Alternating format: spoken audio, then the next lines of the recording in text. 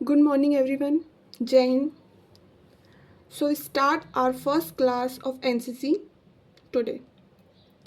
तो हम हमारी पहली एनसीसी की क्लास आज स्टार्ट करने वाले हैं।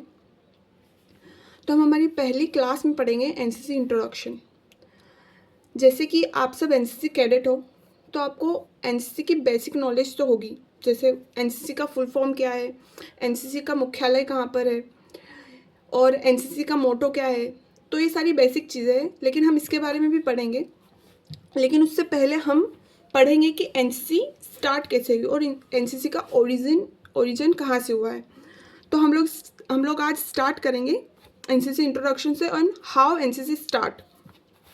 तो सबसे पहले हम बात करेंगे यूनिवर्सिटी कॉर्प्स की।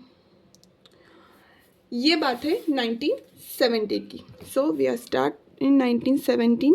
1917 में जब प्रथम विश्व युद्ध के समय ब्रिटिश गवर्नमेंट को, बिकॉज उस समय हमारा देश आज़ाद नहीं हुआ था और हम लोग इंडिपेंडेंट नहीं थे, तो उस समय पे ब्रिटिश गवर्नमेंट थी। और जब वर्ल्ड वॉर स्टार्ट हुई तब ब्रिटिश गवर्नमेंट को बहुत ज़्यादा सेना की कमी होने लगी।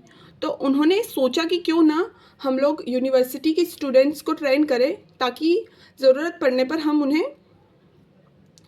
वॉर में यूज़ कर सकें। तो उन्होंने 1917 को यूनिवर्सिटी कोर की स्थापना की, जिसे हम यूसी भी कहते हैं। यूनिवर्सिटी कोर की स्थापना की, और जो है यूनिवर्सिटी कोर की स्थापना की गई थी इंडियन डिफेंस एक्ट 1917 के तहत। किसके द्वारा की गई थी? Indian defence act 1917। तो इंडियन डिफेंस एक्ट 1917 के तहत हम लोगों ने यूनिवर्सिटी कोर की स्थापना की थी। यूनिवर्सिटी कोर की स्थापना के बाद जब समय बीता 1920 में यूनिवर्सिटी कोर की स्थापना। सो इट्स अ बेसिक कि यूनिवर्सिटी आपको एग्जाम में पूछ सकते हैं यूनिवर्सिटी कोर की स्थापना कब हुई थी, यूनिवर्सिटी कोर की स्थापना क्यों की गई थी, और यूनिवर्सिटी कोर की स्थापना कौन से एक्ट के तहत की गई थी। तो आपको ये सारी चीज़ें याद रखनी है। चूँकि लास्ट एग्ज़ाम में एनसीसी इंट्रोडक्शन से इतना ज़्यादा कुछ पूछा नहीं गया था, लेकिन फिर भी हमें एक बेसिक नॉलेज होनी चाहिए कि एनसीसी कैसे स्टार्ट हुई थी और एनसीसी का ओरिजिन क्या था। इसके बाद हम लोग देखेंगे आगे एनसीसी कैसे आगे बढ़ी और उसमें क्या क्या बदलाव आए। तो इसके बाद हम नेक्स्ट टॉपिक पर जाते हैं। नेक्स्ट टॉपिक जो है इन 1920। सो 1920 में यूनिवर्सिटी कॉर्प को और अच्छे से ऑर्गेनाइज करने के लिए और अच्छे से ट्रेनिंग को बढ़ाने के लिए स्थापना की गई यूनिवर्सिटी ट्रेनिंग कॉर्प की।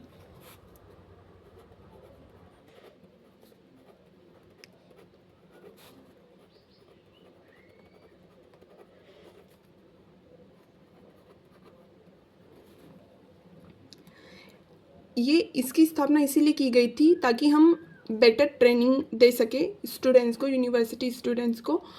इसका मेन मोटिव यही था। और इसकी स्थापना जिस एक्ट के तहत की गई थी वो था Indian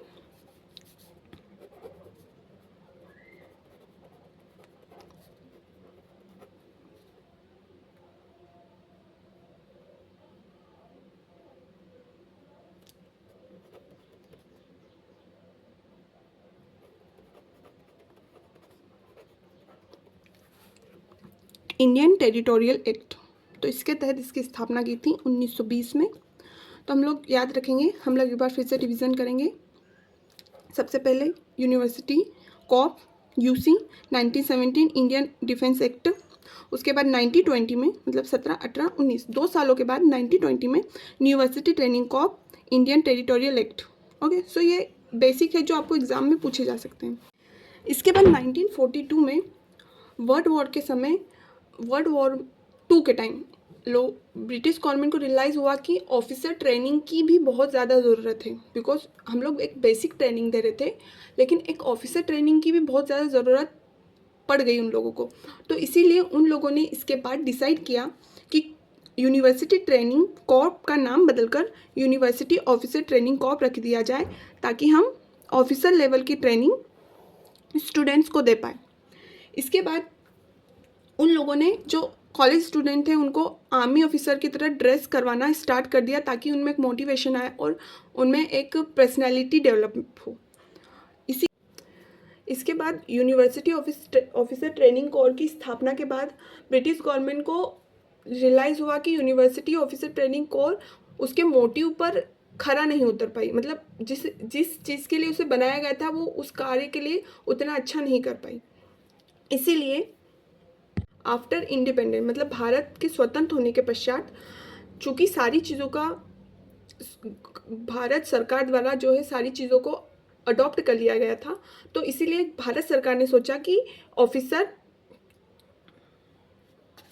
university officer training core को भी भारत द्वारा एक्सेप्ट कर लिया जाए, उसे एक भारतीय रूप दिया जाए। इसीलिए स्वतंत्रता के पश्चात नेशनल कैडेट कॉर्प एक्ट 1948 जो है पारित किया गया, लागू किया गया, और इसके तहत 15 जुलाई 1948 को एनसीसी एक्सेप्ट कर ली गई।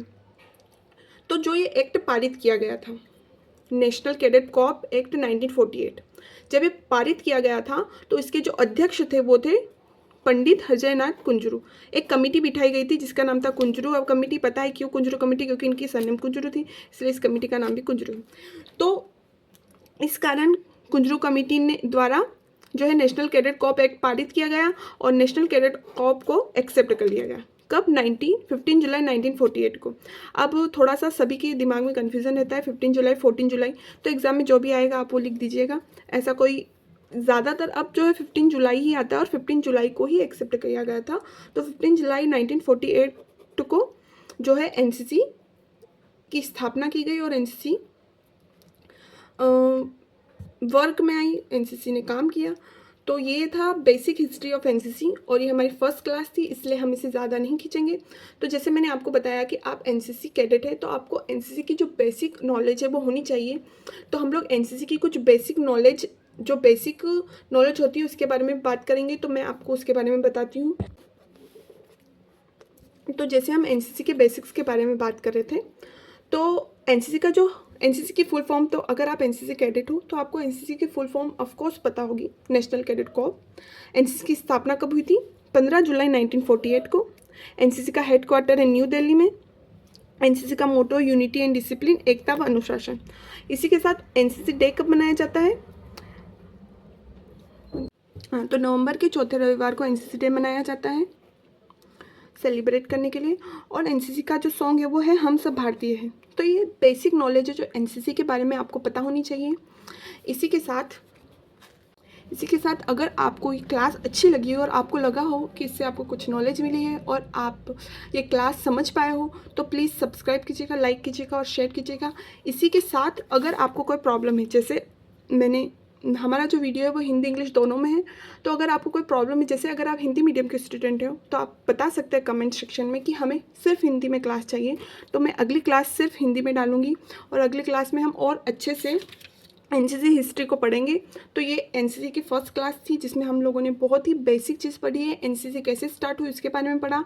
तो अगर आपको कोई भी डाउट हो, कोई भी प्रॉब्लम हो, तो प्लीज़ कमेंट सेक्शन में बताइएगा कि आपको क्या नया चाहिए क्लास में, ताकि मैं और अच्छे वीडियो बना सकूँ और अच्छे नॉलेजेबल कंटेंट आपको एनसीसी के बारे में दे सकूँ। तो हम ऐसे ही पढ़ाई करेंगे। जय हिंद, जय भारत।